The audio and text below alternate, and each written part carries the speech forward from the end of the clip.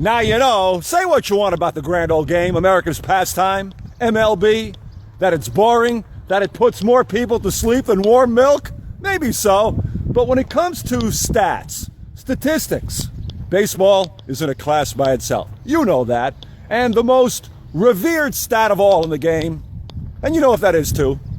How many games did Pete Rose bet on? Why do we bring up this 30-year-old story? Well, because OTL, Outside the Lines, an ESPN TV show, they brought it up this week, and it kind of closes the book on did Pete Rose gamble. Well, we know he gambled. He admitted as a manager of the Reds back in the mid-'80s. In '04, he admitted that he managed, but he said never while he played. Well, the Dowd report refutes that. Closes the book. Yeah, he gambled while he played for the Reds.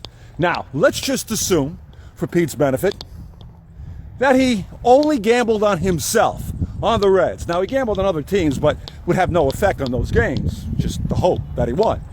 So if he's betting on himself, at least he's trying to win. And to me, not trying to make a case to let him in, although I'd love to see Pete Rose in the Hall of Fame, and 90% of his country would, at least he was trying to win and to better the cause. There's no rig there.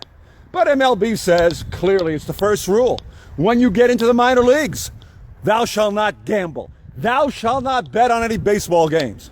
And Pete Rose broke the rules. You know, like Pacino said to Jamie Foxx in Any Given Sunday, hey, you broke the rules. What do you mean I broke them? You broke them. Well, he broke them. We know that. What are you going to do now, Pete? What are you going to do?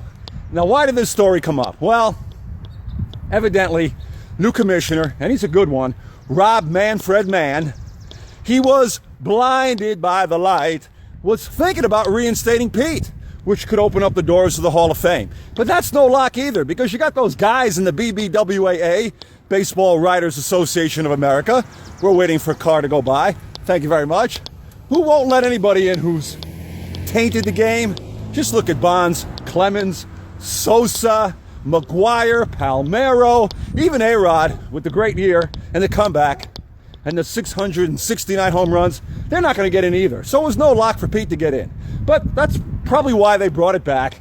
Pete, I got to tell you, man, 4,256 hits, number one all time, 746 doubles, second all time, 10 times in his career a 200 hit guy. And at the age of 38, he had 208 while playing for Philadelphia. Lifetime 303. All these guys got numbers, ought to be in. Yeah, what are you going to do? That's the Pete Rose story. Would you believe another great number in itself? Would you believe Pete Rose is 75?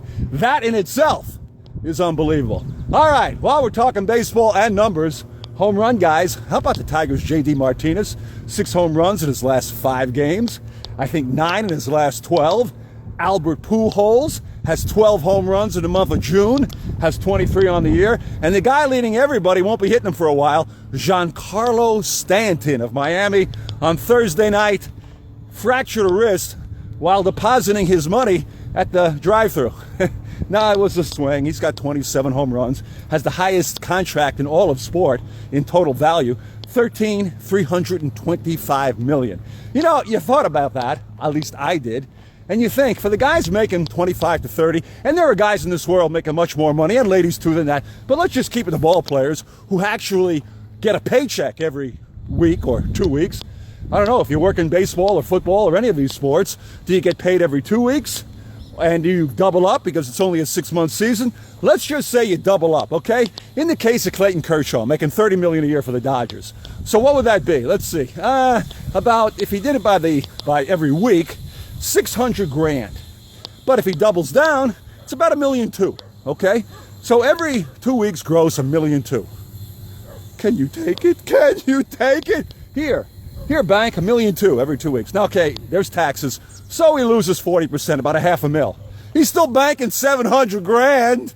Oh my! And it's not just baseball. You know, the Kobe's of the world, Ben Roethlisberger in football, 35, 40 million. So do the math. I tell you, when you think about these guys and the paychecks, and a lot of them deserve it, Giancarlo, a 25 million average, if he keeps hitting home runs, he's a bargain. We'll give him that. But if you think about it, it reminds me of the movie with Tom Hanks and Gina Davis. And who else was in that movie?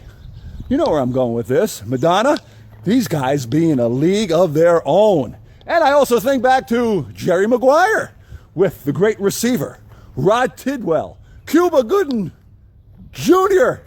Show me the money. Good for these guys, huh?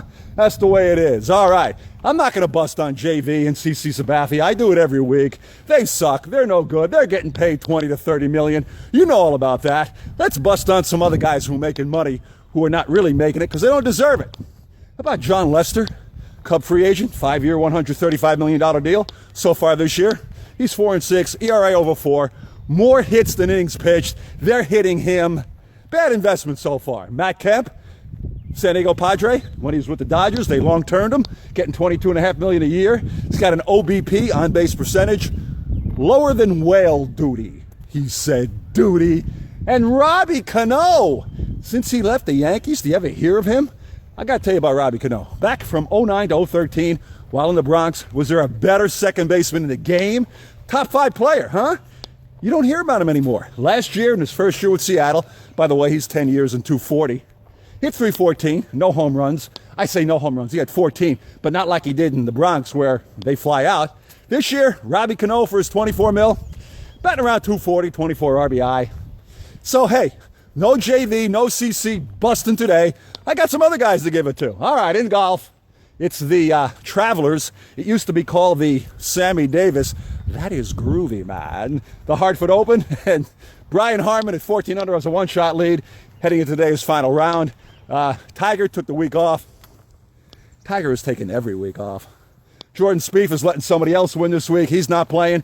And the guy who choked it off from 15 feet, Dustin Johnson, he's still thinking about it. You think about what we talked about. It's not much. Have a good one. We'll see you right back here next time on The Walk.